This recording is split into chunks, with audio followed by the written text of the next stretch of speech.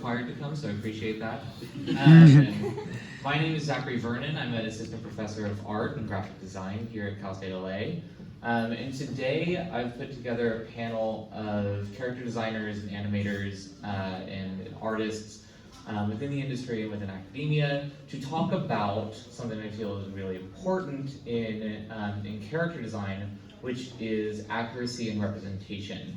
As we've seen over the last several decades, animation has grown in popularity and in media, and we have a lot of different options available to us, which is amazing because I love animation, and also at the same time can be incredibly problematic. The history of animation is very, very fascinating and also rooted in all of the structures that basically created the world we live in today. And so one of the things I feel is really important about this discussion is really sort of framing what we do with characters, how characters represent life, which is sort of the theme of this convention, and where we're going in the future. What can we do better, and who is allowed to be a part of that? And so today I've brought together a couple people from across the industry. We have first, I'm just going to go down the line here. We have Robbie Cook, who comes to us originally from Texas, where he worked for Powerhouse Animation on projects like It's a Small World, the animated series, and most recently Castlevania, which season 3 dropped last night at midnight. Please watch it, because it is amazing. He now works for Titmouse, where he worked on season 1 of Bless the Hearts as a character design assistant for Fox, and currently sort of working on Star Trek Lower Decks as a character design assistant as well, and a variety of other projects doing freelance and whatnot because the struggle is real. Next up we have James Dien, who has been in the industry since about 2014. He's been a character designer on Camp WWE and The Adventures of Kid Danger. He's also been a storyboard revisionist on Kipo and the Age of Wonder Beasts, which is a bit more recent. And also Scooby-Doo and Batman, The Brave and the Bold, which I could not believe. Super, super cool. And last but certainly not least is my office mate and good friend, Miranda Javid, who comes a little bit more from the academic side, but also the artistic side of animation, having exhibitions and screenings all over the world. She received her MFA from UC Irvine, and her most recent project, Smoke's Last Thought, is insane, brilliant, and crazy. You should absolutely go watch it.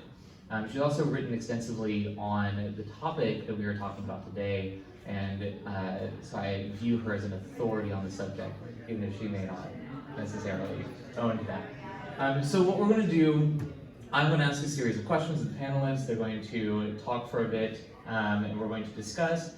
I will open the floor up near the end, giving us more than enough time, hopefully, to take some questions from the audience.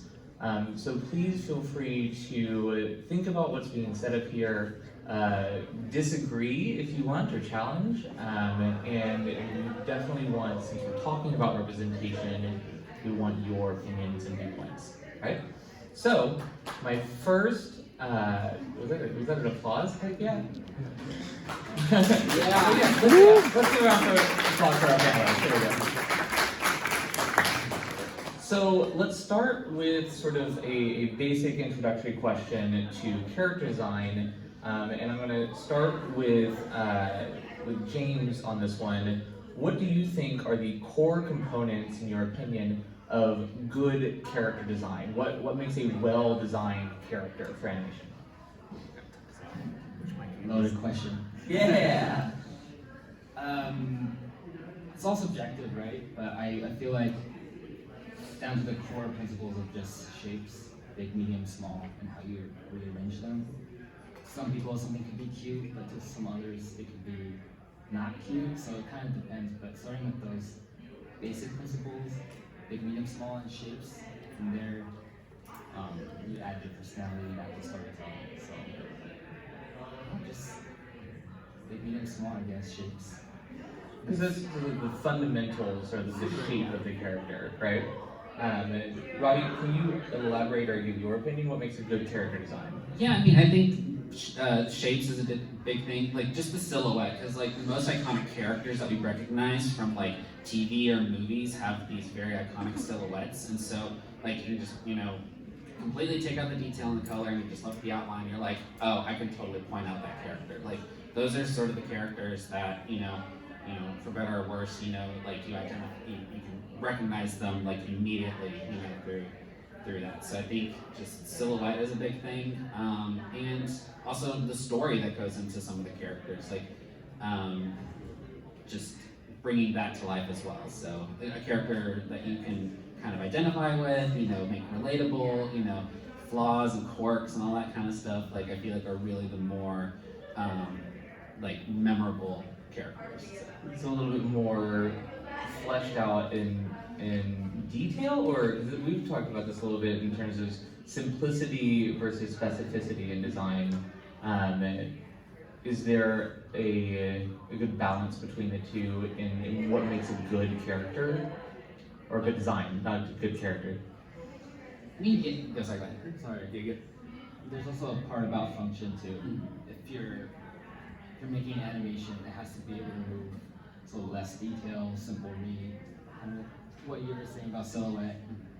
Yeah, so it has to be functional. Yeah, because there's like TV character design, like a la Kim Possible or like Bruce Timm Batman. Like there's a simplicity to them, but it's a very effective like design to them that makes them intriguing and want to learn more about them. It doesn't necessarily have to be like all these buttons or like all the hair wisps or things like that. Like and sometimes breaking like anatomy and breaking the rules on that sometimes like is really cool. So I think it's really just trying to find a balance of that. Randy, you want to tackle this question? Yeah, I mean, I think obviously talking about aesthetics is super important in any animation, cartooning field. I think about in the 12 principles of animation as outlined by the Disney studios in the 20th century, there's this one called appeal. And my students know that it's a little hard sometimes to describe and to put into words, but the way I see it is that the character has to make you feel something, so some kind of like emotional response to the character. And I think these are like important methods for doing that through meaningful and lively aesthetics, also what the character kind of represents or how the character feels can sometimes act as a mirror to you. But it can also just be something that inspires a feeling you've never felt before. And so that is a little bit vague, but I think that's the core guiding principle for me. Now, one caveat as it relates to this conversation, of course, is that if we're talking about something that was invented or described in the 20th century, we're probably talking about something that hasn't fully considered inclusion. And so Disney Studios and these principles themselves were created by what were lovingly called inside the studios as Disney's 9 old men. And they were all, of course, white men. So one thing that's important, I think, as we think about appeal, which I would stand behind as one of these important founding ideas in how we relate to characters, would also be that we need to keep reinventing what that means and thinking broader about who we're appealing to and those implications. So when we're creating characters, I should probably didn't even think to do this. The reason I'm doing this panel is because I come from a character design background in comics, and so like when I create characters, they're static in the page, and so part of what we're talking about is very similar in like you're trying to convey an idea, an appeal, and represent someone or something, kind of an emotion, and I love that as a core component to the character. So jumping forward, when we're designing characters and thinking about shape, emotion, appeal, these 12 principles, how do we give characters, through just the design, life and personality? And this can be tips and tricks, or it can be things that you, like references and examples that you pull from your own work, from other people's work. Before we get into animation and movement, how do we bring life and personality to the character? Let's go in reverse order. We'll go with Miranda first. Ooh, okay. Well, I mean, I think it definitely ties into what you two were speaking to a moment ago. So in terms of those aesthetics, thinking about variation and something that just actually keeps the eye moving through an image will kind of create something that feels like it could move and exist. And then again, tying it back to my last comment, finding ways that someone can look at that image and see life in it. So whether that means modern styling or really specific understandings of the worlds we're drawing in, looking through that. But I also liked the point that like these characters don't have to have a million details to do that. So picking really carefully those few moments that speak directly to either aspects of our life or things that still feel relevant to our life, because obviously not all animation exists in the present era. Again, still going backwards, Robbie, you'll take the second stab and James third. Yeah. So the question is, how do we give something life and personality Right, through yes. simple design? Honestly, like a lot of it too is just practice and the repetition of things, because like you can do a drawing that has like a lot of life to it, but then trying to sort of make that move is another sort of task in itself. Just thinking about how the human body moves and because like that it's hard to fake that, and like because like we see bodies every day, we know how they move, so like understanding the movement of characters, of animals, really does kind of help bring them to life. But also that train just left the building, sorry. It'll come to me in a sec, sorry. I'm having James, go ahead. I'm trying to be very practical. So like, you could just observe, like I'm looking at the audience right now, that guy with the cool glasses, his cool beanie, the way this guy's sitting. You think about, you're almost like a casting director. Like what do you want your story to tell and who do you want to play as your actor? So if you're like a confident guy, you're gonna walk maybe with your shoulders. If you're shy, you're more slouch. You know, so you just use what you see every day. Because every time I see a crowd of people, I'm always just observing because I want to draw and do caricatures. But I'm always noticing how people sit, how people walk, or how they, gesture with maybe arms, and what kind of hairstyle. Like if you're like an organized leader person, you might take the time to put your hair in a ponytail versus like a person who just got out of bed and didn't take the time to do. Like all those have like kind of personality traits that you can add to your characters, down to the way they dress. And you just kind of put yourself into their shoes. Yeah, just as a director, as a casting director almost. So. I think a really interesting point is that when we think about character design, we're not like, fundamentally we think about shape, we think about appeal, we think about the form of it, right? But a character is still a representation of someone or something, even when it's non-human. It's supposed to evoke an emotion or some sort of reaction. And I like the idea of capturing a character as if it were a moment in time, right? Like, did they just wake up? Are they rolling out of bed? What is the moment in which you catch them?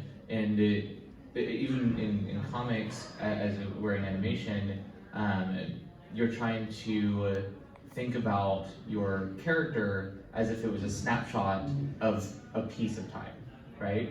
So like how their hair is falling, how the weight distribution works, all of that has to be based on something. And so I'm gonna jump down to an interesting question about style. When we look at character design and wanting to represent sort of actual people or representations of people, but we have these worlds that they live in, right? So how do we find a balance between the style of like a show or the world in which they inhabit? Y'all have worked on various projects like Kipo and Castlevania, where the styles are drastically different than quote unquote real life. Smoke's Last Thought, for example, is incredibly sort of out there and and a return to more traditional styles. So how do you how do you find a balance between stylistic choices and still representing diverse characters, right? And so we'll start going backwards, go with James, Robbie, and then Miranda.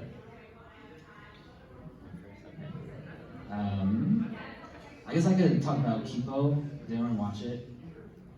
Yeah, it's amazing. It's so good. So good.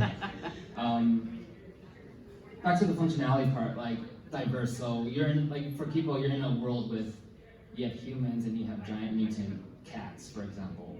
So if you're in like a kitchen, you have to make sure the door can fit a giant cat and also a human, so that's like the functionality part of it. And still diverse, so you have to include, you know, all the characters that you need to happen in the script, for example.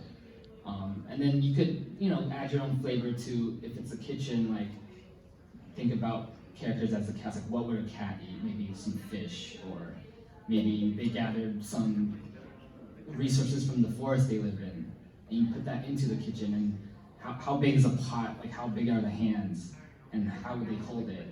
So it's kind of like, yeah, you're casting the characters and you're building the stage now and the set for them to interact in. So that's one way to kind of include the. You also, in Kipo, had a pretty racially diverse set of main characters. And so what were some of the considerations that were taken in regards to, and especially as a storyboard artist for that, or a revisionist, you're exaggerating your panning in different scenes and in different angles than what necessarily the character design is giving you. So how do you maintain that sort of accuracy of diversity with these different character sets within this crazy style that Kipo has? I can't really speak for the showrunners and the character designers, but for what I use the character designs for as tools, we almost didn't treat them, like, we didn't see them as color, we just saw them as people. And you know, it was just, they happened to be black, for example, but you know, it's kind of just what they, as people in a certain situation, how would they react? So regardless of color, like, oh, he's the funny guy, he's gonna joke his way out. Or Wolf, for example, she's also African American, but she's more of a warrior. So I kind of didn't, to me, felt like they were just people in a crazy situation, running away from a giant 80 feet tall bunny, for example. But there was conscious effort for certain situations where I can't really speak on because it's, for other episodes or whatever, but we're sensitive to certain scenarios. Yeah. Robbie, you want to tackle the sort of balance between style and diverse characters? Because you've got an interesting diverse set in Castlevania as well. Yeah, they had a pretty diverse group, but like, it's still, at the end of the day, it's a very like white dominated like main crew. Like, there were a couple of generals in season 2 that were not, and so I was really excited for them. I thought they had such cool designs, and I really loved the boldness that the art director Sam Dietz took on that, and I got to kind of help flesh out some of the designs. Like, he brought them out, and I would basically do clean lines and do the shadows on them, and that was just so cool because he would include the reference that he had in there, and like, he really did some research. But then these characters didn't have lines, so I was like, well, that's a bummer. And but they still looked like really cool. Like, they were still cutting people's heads off and, you know, drinking their blood and whatnot. So, you know, Like you do. yeah, you know. But like, I was on Bless the Hearts season 1, and it takes place in North Carolina. The main cast is it's a white family, but I got to do a lot of the background characters, and that was an opportunity for me to really like just sort of diversify the community that took place in North Carolina. And so that for me was really cool because I was drawn from like friends and family and people, you know, just random photos online, and so that was really an opportunity for me to put the diversity of the South into this show. So, because I think for the most part you think of like, you know, the Bible Belt and that kind of thing, but like the South is a very diverse community, and I think that was really important to bring into, for me particularly, to bring into the show, because I'm from the South, and that was another thing too, was like, I didn't want it to be like LA people necessarily thinking what the South is like, so I was happy that they brought in people that were from the South to help out with that. So. Quick shout out, Robbie designed me as a character. My favorite thing ever.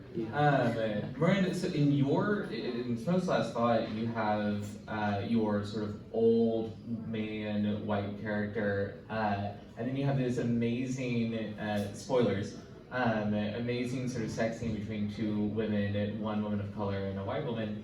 When you were designing this world, which is incredibly stylized, what kind of considerations did you take for sort of accuracy in your representations? Yeah, and I want to double back on just a few things. First of all, I'm from North Carolina, and Nice. I really appreciate that work you put into it, because as someone who's been living in Los Angeles for almost 7 years, you encounter that kind of misunderstanding a lot, especially because the industry is based here. So I really appreciate that work. It's really important to me in particular. And also doubling back to what you said when you were kind of like shouting out different people in the audience. Yeah, I think that using observation as a guide can be some of the most useful tools of all. So rather than like reducing different personality or ideas of who people are to a language of essential qualities or visuals, just thinking about someone in your life, or actually, you know, going out and engaging in a community so that you can just see people, and instead of being like, this is gonna fill a spot or something, you're like, no, that's my friend Veronica. I think that's just a more human first kind of way to approach this medium. And then now addressing Smoke. So, you know, I think I have a slightly different workflow, just given that I'm an independent animator. So everything I do is from the ground up, and I of course have ultimate freedom, for better or worse, with everything that I do. So in some ways, like, that idea of observation or response was a real guiding principle in Smoke. So there are these two conceits really in it, which is one, we're in Los Angeles, we're moving through buildings and experiencing neighborhoods and communities. But then also the stylized part that Zachary is referring to is that it's styled around 1920s and 30s aesthetics. The film itself is in black and white, and it uses the pie eye kind of look of those cartoons. And for me, the reason why I was so drawn to that was because of this book written by a woman named Esther Leslie, who saw that as like a really empowering stage for animation, where some of these boundaries were less narrowed in, and where she thought that the original Mickey Mouse was actually this kind of empowering figure where, like, if like the powers that be kind of abused or cut off Mickey's arm, he could just put it back on. There's a really great Walter Benjamin quote about that. And so I was interested in that, but also the contradictions there by, obviously, a studio system that was kind of exclusionary, and the sex scene that Zachary's referring to is based around the history of Betty Boop, and how there was this woman, Baby Esther, an African-American singer, who basically the Fleischer brothers kind of stole her identity, turned it into a white woman, and created Betty Boop out of it. So when I went to animate that scene and thinking through all of this, and like being also miles away from where a lot of really important animation history started and continues, adding that voice back in. And as Zachary knows, it was a really long, big, research-oriented undertaking for me, because it also meant drawing people whose voices hadn't been allowed to be expressed.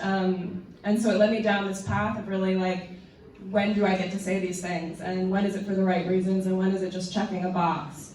But again, that guiding principle was always studying life, whatever that means to you, you know? So for that, I had like a bunch of consultants on that specific, it's a 10-second clip, by the way. Right. And it required all of that to address what we're talking about here. But again, that's the freedom I think I also have, where projects can take as long as I want. No one's pushing me. I think you bring up a really good point though about observation as a guide and designing individual people rather than relying on, if we look at the history of animation, sort of racial stereotypes, right? Like, you know, the invention of blackface and the exaggeration of features of people of color, right? The incredibly and overly slanted eyes for Asian Americans, the you know, very racist designs of Jewish people and Arab Americans. Like, there's a long history of that. I think designing specific individuals that you've met, that you know, that you can reference, is a really great way to combat that trap of saying, oh, well, quote unquote African Americans have larger noses, right? Well, not all of them, you know, like, so it's this really interesting point of being specific with your research and observation, which gets, I think, to this next question, which, what would you say are some of the key considerations, both ethical and practical, when it comes to designing these sort of racially diverse character sets? So Miranda, we'll start with you and go backwards again. Yeah, okay, I might have to work through this a little bit as we talk, because it remains a really difficult question to narrow in on, and I almost want to avoid narrowing it in too much because of obviously the pitfalls that you're talking about, Yeah. through essentializing any kind of aspect of any human being. So yeah, I think I'll just refer back to thinking like through specific human beings is always going to be my guiding principle. And this is vague, but I trust that everyone in here who draws kind of understands. You can reflect back on yourself, and you should. I think we all make choices that at times need to be revised or rethought through. But the real question when you make a drawing, you should ask yourself is it for this like kind of authentic, sincere purpose? I know for me as an animator and an artist, it might sound lofty, but I do kind of make work to help people connect to each other. And that means that when I make something, there's a specific set of ethical questions that come right after even making a drawing.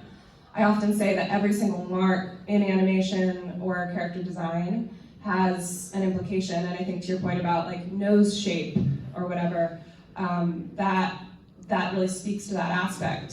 So staying honest with yourself and not expecting someone else to either prescribe that for you, but like doing the work to back up those questions. Yeah, Robbie, you want to take the next tab?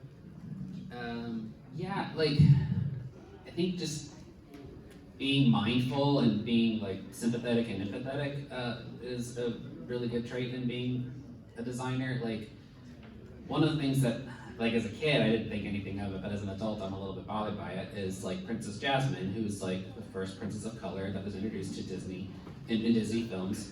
And the designer, Mark Henn, was like, oh, I based her off of my sister. Now, Mark Henn is a white guy, and his sister is white as well. And also the voice of Jasmine, Linda Larkin, was also white. And so I think just that's like a perfect example of like whitewashing something, and just being mindful of and considerate of those things when trying to come up with these designs. And it's a struggle as well, being in an industry that, you know, answers to producers and executives and whatnot, and they really have final say on a certain design or character. So it's really trying to find that balance of, you know, towing, you know, what will get approved and, you know, what's ethically correct. So that's always been kind of a struggle, I think, in design as well. So I think just being, you know, mindful of that is really important. So. I have an interesting follow-up, and I can only do this to Robbie. As the white person on the panel, when you're designing these diverse people, Miranda and I share an office, we talk all the time.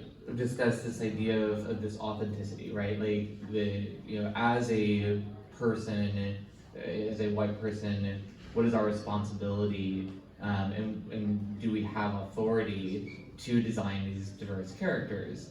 Um, what would you say, because this is, I think, gets to the ethical considerations of designing racially diverse characters. Do you feel it is important for you as a white person to design these characters? Do you feel like you're taking up space, or do you feel like it is a part of your ethos as a designer? And it's super challenging. It is challenging. We're not going to get into like white guilt or anything. I don't want to.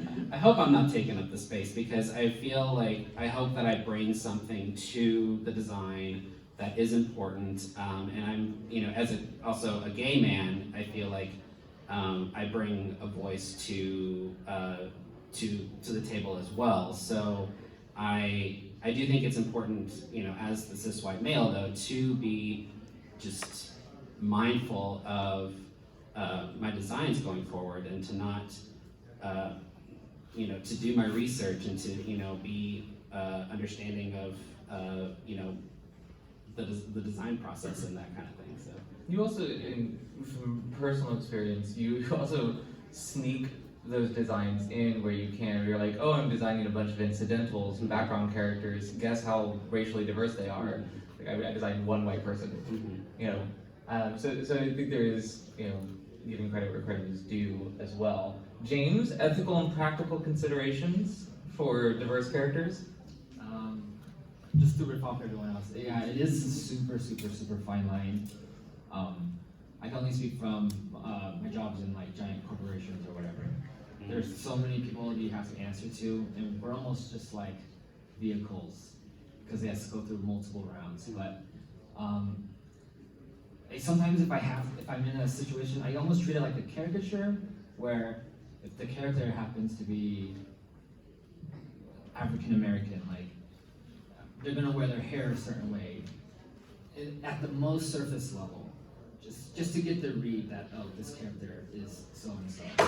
Well, also there are certain like biological factors for Exactly. black hair, right? Yeah. So for sure. The current project I'm on, it's set in 1920s Shanghai. So as a Chinese guy myself, I can only draw from my own experiences and my own culture. So I include little gestures that probably are a little nuanced that, from a broader standpoint, it's harder to get across in a storyboard. But I try to implement those as much as I can, just to get that more authentic or more of that relatable to another, Chinese person who had similar, dinner parties or something, or how they pour their tea or whatever. Yeah, so bringing sort of personal experience Right. of diverse sort of options for design.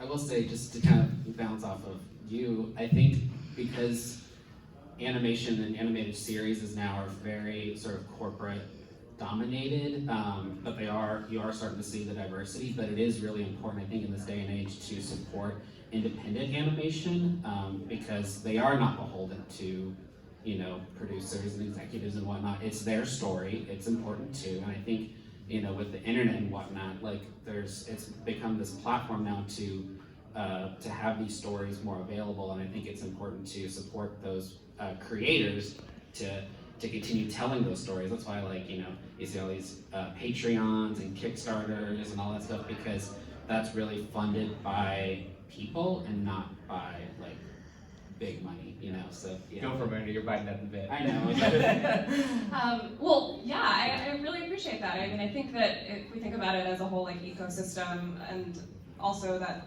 not someone who's an independent animator today may also be working for a big studio tomorrow, of course. And then also, thinking about who comes up and what the future might look like. We'll probably get there. But I just wanted to directly respond to your comment about Jasmine. And I was just talking about this in class with my students. So, I'm an Iranian woman. I was once an Iranian child watching that movie.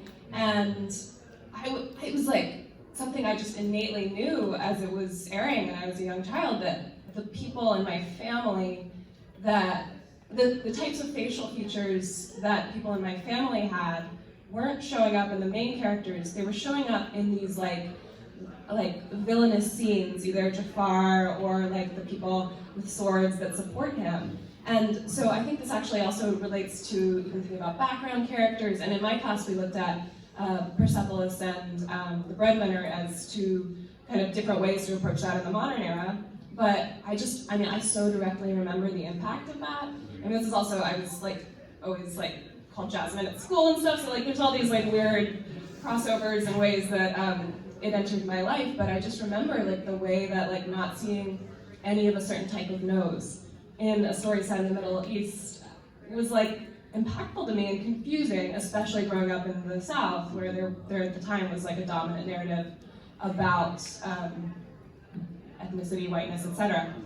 And then, yeah, looking at those two more contemporary films, one kind of authored from someone who's lived that experience, Persepolis, and one made by a studio about an experience, I think they both do different but kind of admirable jobs at approaching this question. So for Persepolis, I think, and my students have heard this, but takes a step back and almost reduces the individuation between characters as a whole, and therefore makes it this kind of like everybody's the same. And Marjane Strape like talked a lot about how she feels like that film had to be an animation for people to take it seriously, the story she was telling, and not just be like, okay, that's an Iranian story, something over there that happened that doesn't have anything to do with us and our experiences.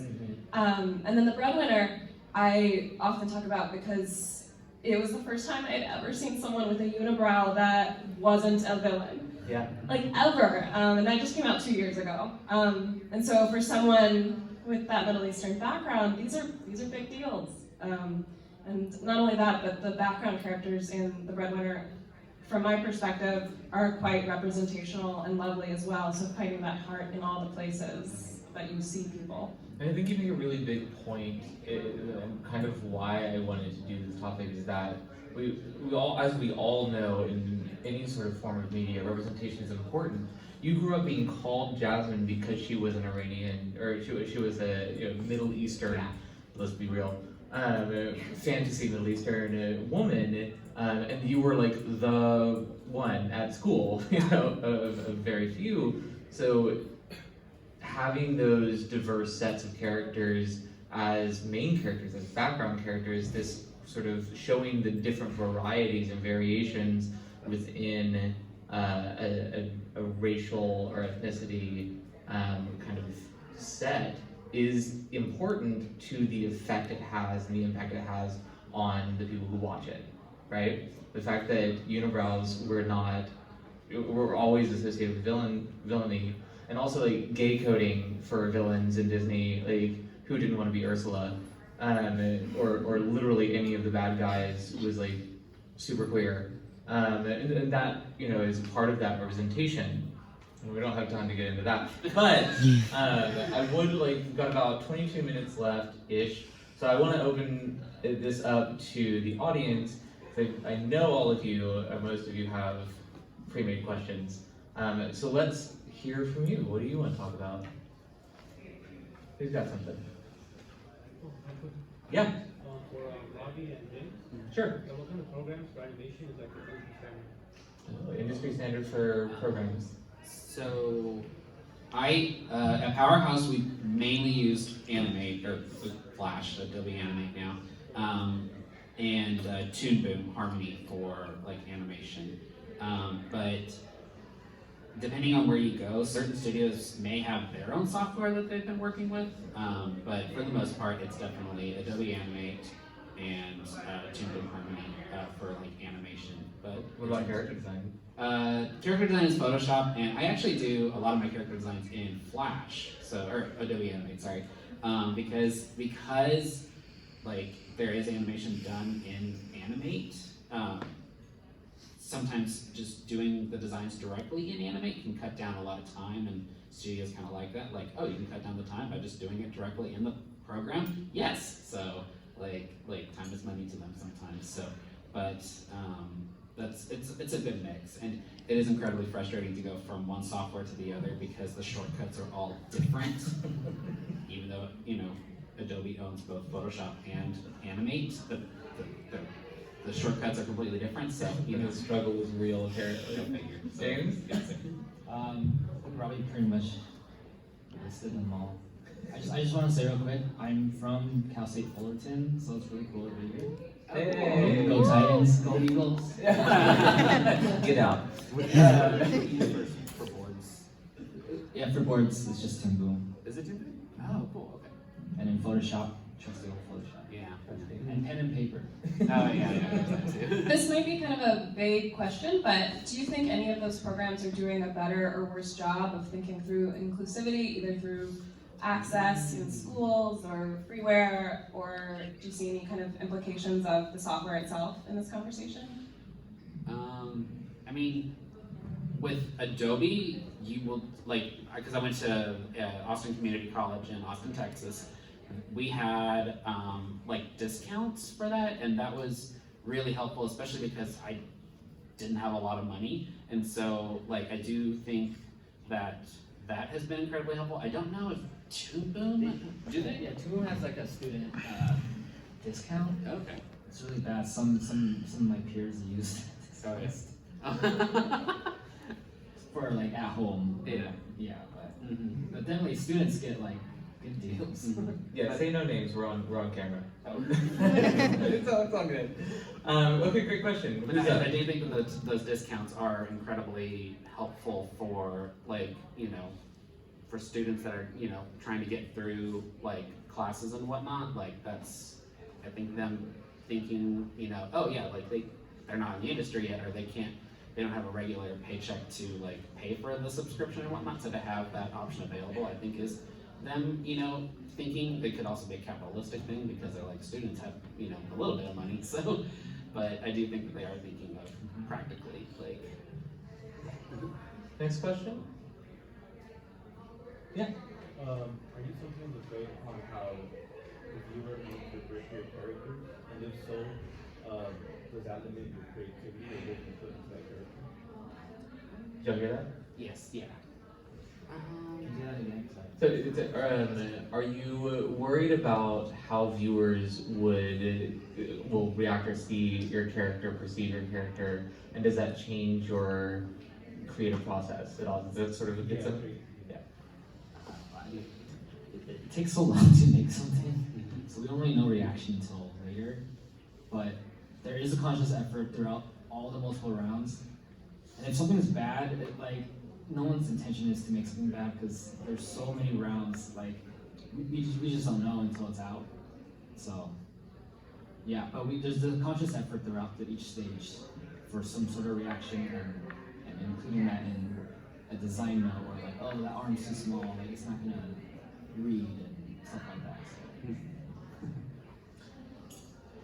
that. Both of y'all have been on sort of major projects that have gone out to the public, and there's been a lot of talk about each, right? About that in the world. Does that filter back through your experiences as designers and artists? Does that filter back through the production studio? They come in and be like, oh, we got clocked for this, now we need to fix it? Have you ever had that happen? I personally haven't had that happen, but I do know with the internet comments sometimes can have an effect. Simpsons, yeah, Oh, for example, yeah, that definitely changed. And Could you elaborate just a little bit on The Simpsons, just in case anybody's not aware? It was just the Apu situation. yeah, Yeah, and I see some nods. I think you guys know. It's, Okay. Yeah, the voice actor might, and it was just based off stereotypes. Yeah, pretty bad stereotypes. yeah. And we should definitely say that voice acting is not necessarily, a lot of times they do that blind, but then later on they learn. Yeah, there's That's also a production thing. Also, there's once again the practicality. Each actor they're paid a certain amount of money to up to 3 roles. So if the script only has a certain amount of number and there's only a certain amount of actors and a certain amount of budget and money, they're gonna have to start giving people certain roles that they may not be qualified for. So yeah. It's interesting how that typically though skews for a white person standing in for a person of color instead of, and there are exceptions to this, but instead of having okay, so we'll have an Indian American person who just happens to also play 2 white people, or 1 white person and an African American.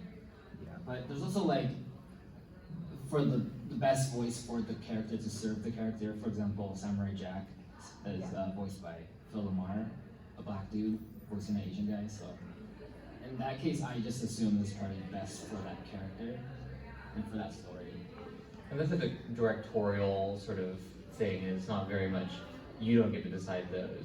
But in terms of designs, because that was the original question, and has there been a backlash on character designs that have had an effect in the industry? Yeah, well, like, I mean, recently with Wreck-It Ralph Breaks the Internet, there was a huge backlash on Tiana's design because they were like, she was like whitewashed, and so I believe the studio went in and actually changed her design as a result of the backlash that sort of came about from that. So, or even like, you know, this is a bit like Sonic the Hedgehog. I was Does anybody remember that? Like, Oh my God. we all saw that nightmare, right? I'm not into conspiracy theories, but I feel like that was them doing that on purpose to get us talking, like marketing. Yeah, for those of you that are in advertising, like, you know, like that might be a thing. Yeah, we definitely had that conversation. Yeah, you got a question? As designers, do you guys have any tips that can help against artist block? Ooh, artist block. Just draw the people.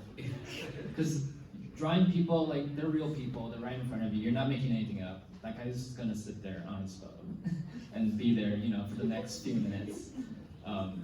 So if you just do like arm studies, or just, there's nothing to create, an arm is an arm, you know? And then if you have like the foundation down there, then you can go ahead and maybe add more stuff, like, oh, give him a cool glove, or make it an animal. So like, I always feel like if you don't give yourself pressure, it's always good to take breaks. And then when it comes, it'll just come. So, draw people. Well, I think draw what you like. Like, I mean, I definitely get into the trap of trying to draw something that I feel like is going to get a good reaction on Instagram, and it's like I have to get out of that mindset. So just drawing what I like. Like this past weekend, I drew B. Arthur and Angela Lansbury in Maine because I love that musical, but that's such a like dated reference for a lot of people that they're just gonna be like, what are you drawing this two old women for? Any fans? Yeah. Right? Yeah. So it's just like drawing something from me, like being a little selfish sometimes. So, but also like seeing what other people do. Like I'm always follow at James Liam Art because his Instagram is amazing. Just seeing what other people do is also kind of gets the juices going as well. Like that's a good way to kind of, but it's a catch-22 as well, because then you also fall into the trap of, oh my God, they're so much better than me. So but just sort of seeing like what they do, like how they get through the design and whatnot is really cool and can be sometimes very inspirational. Right. I love all that's been said, and I also want to add, you know, we live in this world where productivity is often measured by how much you can put out, and that's important, and it's not like we're living or talking about an easy industry to break into. And knowing so many Cal State students, a lot of you are working full-time jobs in addition to being in school, and to me sometimes it's not like a shock that it's hard to then have this like spark of creativity at the end of the day after you've been in class and then at your job. And so I don't know what the perfect solution to that is, but also being a little nice to yourself, taking breaks when you need it, not expecting yourself to have that like creative spark every single day, but then staying hungry and carving out that time where you can, whatever that balance is. But I just wanted to say, you know, sometimes you don't have it, and it's better to just go take a walk or sleep in. Self-care. Yeah. Man. I will say walking though, strangely, does kind of get me out of a funk. Like, yeah, like I will be on, like I love going to Griffith Park where the merry-go-round is, because that's also where Walt Disney discovered Disneyland, allegedly. So I like going there and walking, and I strangely have like all these ideas come to me. I'm like, oh God, yeah, like just walking for some reason is a good way to get through that as well. So. Double agree. Yeah. I think also what James said about sort of breaking things down and only drawing a specific thing for a little bit, like my kind of best way to get out of a creative block, if I'm an artistic block, because that's different than like writers or anything, is to just sort of doodle, like whatever sort of is on my mind, whatever I've seen in the room. Anyone who's been in high school and was an artist knows that you have a sketchbook full of eyes, just eyes, maybe some mouths, and then like really bad attempts at hands. So like that S. yeah, no, whatever that S. is. Like yeah. So I think just sort of putting pen to paper, pencil to paper, or whatever medium you choose, and just making lines and letting that sort of guide for a little bit is a way that I sort of get out of that rut as well. Yeah, you have a question? How do you include like the lived experiences of people of color into different worlds that don't necessarily like play by the same rules? What a great question. So how do we include the lived experiences of people from different backgrounds into these worlds that may not necessarily have that history? Pretty good sum up? Yeah, awesome. The easy answer is, there's no easy answer. I think you just break it down by the character and what that character's experience is and for that specific scene. So it could be like a rough dog who had a hard life, whatever that is to that dog. And so you kind of counteract that from the reaction of the dog if they're in a panic situation. Their instinct is probably going to be like a survival thing, and they're probably more adept to that situation. So if you serve the character and what the story is trying to tell in the context of that first, then you could kind of just sprinkle in certain stuff, maybe another experience that happened to someone else in a similar scenario. Yeah. I feel like there's a very similar amount of storytelling when it comes to like backgrounds as well, because the background artists have to think about the character as well. Like, you know, you'll look at a character's room and you'll see like a McDonald's cup, you'll see this book that they're reading, you'll see, you know, this like clothes on the floor. Like those kind of things really help tell the story as well. So it's like, I know with like in animation sometimes like I have to work with the background artist a lot, like because the character might be interacting with the background, and it's very interesting to see the story that they tell as well in the background elements of this character, because it's like, you know, they might be in a really small room, or they might be sharing a room, you know, for whatever reason, you know, because they have siblings.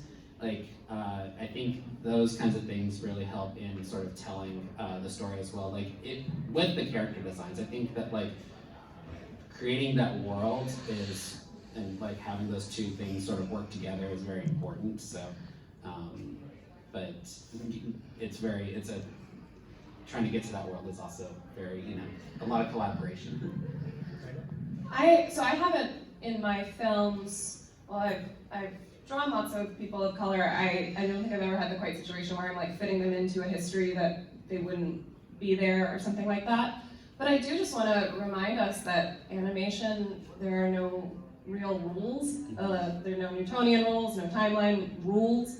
And so a lot of times we accidentally or inherently bring that from this world into the medium, and we're in a like post-Hamilton existence. So I don't know if I could, you know, lay out any easy answers, but the possibilities are really open. And so not getting too hung up on something, or at least trying to still think expansively as you're planning out before narrowing in the options while still remaining true to that ethical center that only you can speak to, I think would be a good guiding principle in that kind of a situation. Yeah, exactly. I think it's, if the medium is animation, you kind of have to prioritize the scene is, this character is supposed to run from here to there. So you just break it down with what to serve the scene, and then you can kind of sprinkle in stuff after, in my opinion. I think an interesting consideration to have is like, as Miranda said, the world is sort of open. Animation is a creation of worlds and whatnot. And so I think in terms of lived experiences, you think about the character within the world and you create that. What, you know, you don't have to like go into the deep history of that world necessarily, but what's history that would be appropriate? And then I think as an ethical consideration, we live in our world, right? And we have the perspective and the history of our world. And so when we filter our animations through the lens of our own histories and the histories that are of diverse people, I think it's an important thing to say, in the world, this is how that works.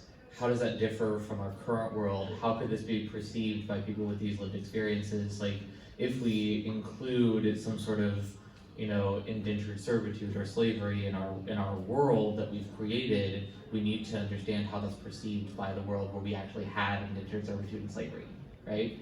So I think filtering those lenses on our animations to understand what we're trying to achieve, and then how it's also going to be perceived if we don't do enough good backstory telling. Like, Kipo is this sort of dystopian, like, post-apocalyptic-ish kind of era, where there are mutant cats walking around and frog gangs, and so the question becomes, like, two of the main characters are black, or at least mixed race, and what is their history? Does it matter if it's the American or whatever history, or are we just sort of creating a new world, right? What influences do we need to understand? But also looking at those two characters and saying, black people will watch this, and they will read other things that we may not necessarily know about. So I think there's considerations to be made, but to Miranda's point, you're making all this up. So make up the story, and then just be considerate about that. I think it's actually a really, we have 4 minutes left, so if we have another question, we can go with one more. Yeah. Well, I noticed that JMT has your own online store, and I was under the impression before that if you work for a big corporation, you're not allowed to really sell your own work. So I was wondering what the line is for that. Ooh, interesting. So if you work for a big corporation, what are you allowed to do in terms of your own work that you sell? I'm sure if it's under my own umbrella, my style, it's fine, but I can't sell the stuff I create for them. So, yeah. You're under contract, and the Analytical Properties is theirs for what you do at work, but under James's personal style, like there's a sort of rule of copyright that if it's a certain percentage different than the original work, then it's sort of okay. It's considered a parody or whatnot. I know a lot about these rules because Robbie and I have had to go through them a lot. Because Robbie also sells his work at Comic-Cons and whatnot. So. At Robbie Cook Arts. Cartoon_cooking. There you go. Any other questions? Good one. No? Yeah, oh yeah, in the back. I like character designing, but I'm always having trouble with color. Color. So thinking what do you think about your characters based on the character? Is it based on their personality, based on the era that they're in, or the ethnicity? How do you choose color for characters? I think not to make it so daunting, we could just start from easy combinations like primary colors, red, yellow, blue. Superman, there's red, since the primary, usually like preschool shows, little kids have that really simple combo, but you have also complementary like orange and blue. Like any mascot set you see, like it's a simple read. Back to what Robbie said earlier about a character being a simple read. Like Sonic is primarily blue and red with the shoes. And those two colors, you're gonna automatically know it's Sonic. So if you start with just like a instant pop, just color, you can start from there, and then, yeah. I think color should just be harmonious no matter what. And those combos already exist in nature, so you can't really mess that up, I guess. You're also communicating a lot with color in terms of color theory, color psychology, etc., social and cultural considerations of color. So I think it all comes down to the character. What are you trying to convey? What are you trying to communicate about that character? In a proud family, you've got this crazy, wonderful, diverse set of characters, and you have these three girls, these three black girls who are completely in blue, right? And they're terrifying, partly because of that. So I think, you know, you're communicating a difference between them through color. We were looking at this and talking about this the other night. Okay, well that is literally all the time we have. Can we please get a round of applause for our panelists? And thank you all so much for coming.